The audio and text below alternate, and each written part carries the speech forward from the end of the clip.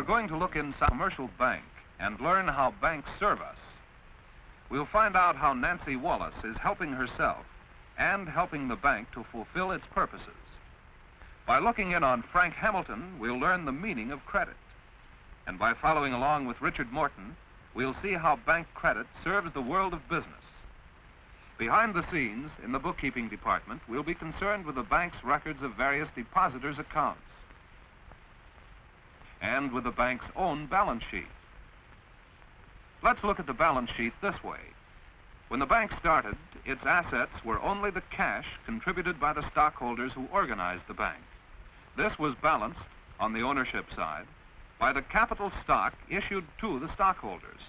Some of the cash assets were converted into a bank building and furnishings and special equipment. The bank was then ready to receive deposits. Here, Nancy Wallace is depositing $5 in her savings account. She probably thinks of this only as a means of helping herself, building up a reserve fund to meet future needs and emergencies by putting her money in a safe place where each deposit is insured up to a maximum of $10,000. Even so, she's helping her bank to serve her community. For she and hundreds of other depositors help to build up the amount of cash which the bank has available to conduct its business. Deposits appear on the other side of the balance as a liability because the bank must stand ready to return an equal amount of money on demand. Deposits in savings accounts are called time deposits because the depositors intend to leave the money in the bank for some time. But most of the deposits are demand deposits, upon which the depositor can write checks when he makes payments to others. Such deposits are made in commercial or personal accounts, often called checking accounts. Frank Hamilton is depositing some money, and also a check, his paycheck. On the deposit slip, the amount of the money and the check are added together, just as though it were all money. And yet, a check is not money. It is an instrument for the transfer of credit, which is a substitute for money. What does that mean? Well, how would you like to have to get up every morning in time to pay the milkman? Just this bother, the dairy sells its products on credit, and at the end of the month sends a bill for the price of the milk delivered during the month. This is called personal credit or consumer credit. But now, Mr. Hamilton still doesn't want to go to the dairy office to pay his bill. So he will mail them a check for the amount of money he owes them. And this is where the bank comes back into the picture.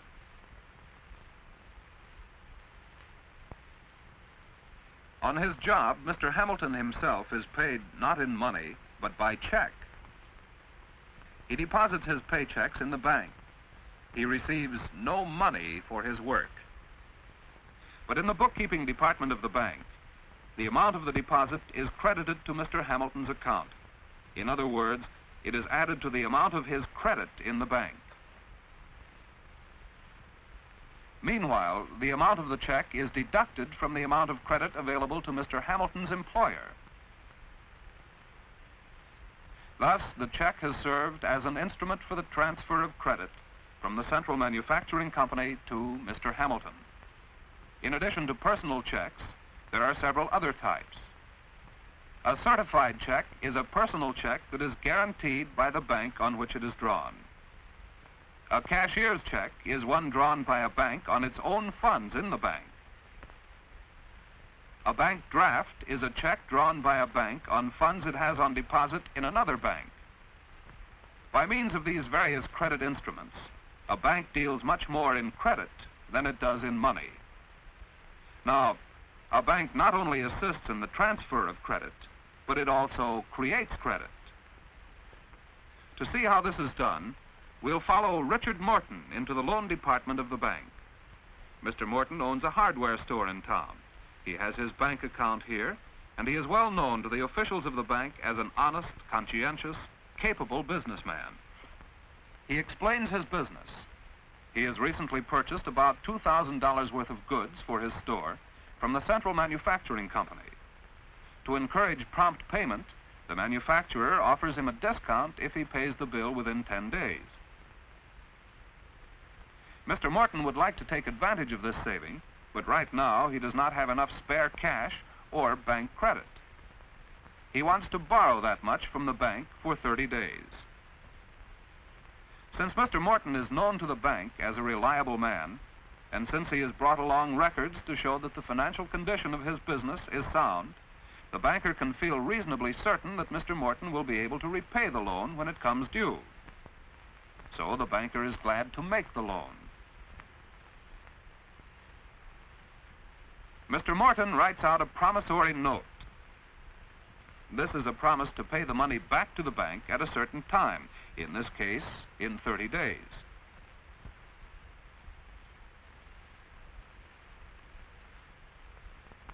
As so often happens in a bank, no money changes hands.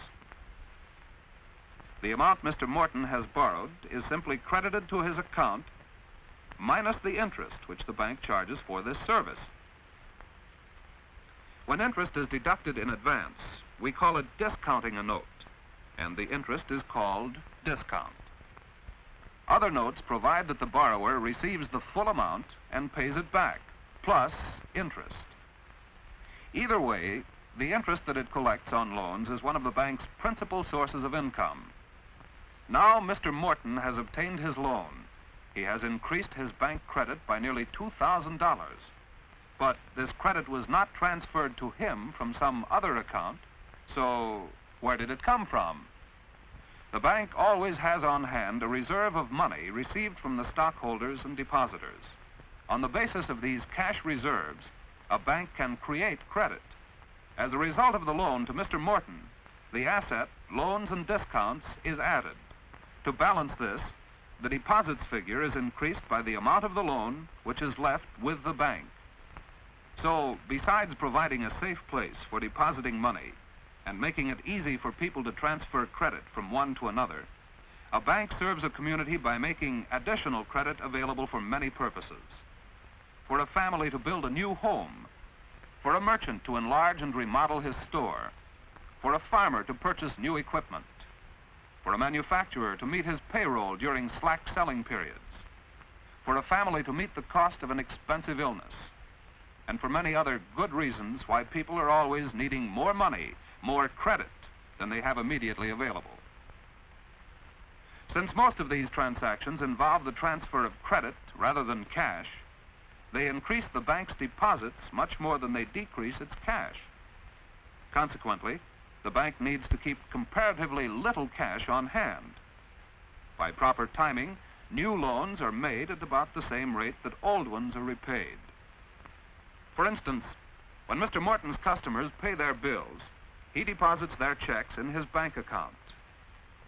Most of the credit Mr. Morton borrowed from the bank, he transferred to the Central Manufacturing Company to pay his bill. His subsequent deposits build his credit up so that by the end of the 30-day period, he can repay the bank the credit he borrowed. In exchange for this check, he receives back his promissory note marked paid in full. Still, for all the work this credit has done, it has had little effect on the bank's cash. What then does the bank do with the rest of the cash the depositors have left with it? Some of it is put to work for the federal government, and in exchange for it, the bank holds bonds and other government obligations. Some of it is put to work for the community in which the bank is located, in exchange for municipal bonds and securities. Much of it goes to build up the industrial might of the nation, in exchange for corporate securities. And finally, some of the cash goes into Federal Reserve bank stock. Our Federal Reserve System serves as a banker's bank, facilitating the transfer of credit among member banks throughout the nation in the same way that each bank helps its customers to transfer credit. So, when Nancy Wallace deposited $5 in the bank, she was not only helping herself, she was helping the bank to create credit used in carrying on the business of her community and her country and her world. The credit thus created is far greater in amount than all the money in the world. And this credit is the cornerstone of our world structure of commerce and industry, working for us in the mass production of goods, in the transportation of goods throughout the world, in the building of our cities and towns and homes, in the giant works of our federal government, in the conveniences of daily living, and in the protection of our health and our lives. All this is done with credit. Credit created by the bank out of the deposits made by all of us.